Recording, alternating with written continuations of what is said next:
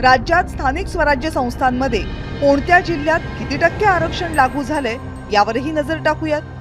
नंदुरबार 100%, पालघर 93%, गडचिरोली 78%, नाशिक 71%, धुळे 73%, अमरावती 66%, चंद्रपूर 63%, यवतमाळ 59%, अकोला 58%, नागपूर 57%, ठाणे 57%, गोंदिया 57%, वाशिम 56% आणि नांदेड 56%।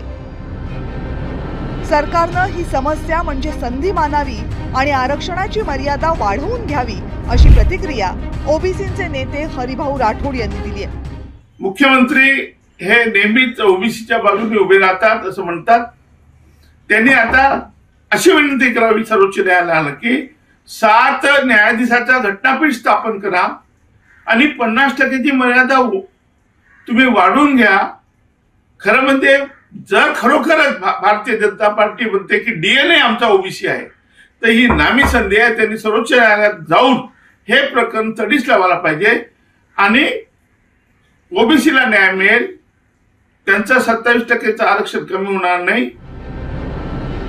सुप्रीम कोर्टाचा अंतिम निर्णय काही दिवसांमध्ये येईलच, पण ओबीसी आरक्षण लागू करण्याची शिफारस आणि कोर्टाचे निर्देश यातून मार्ग काढताना राज्य सरकारची मात्र चांगलीच दमछाक होणार हे नक्की।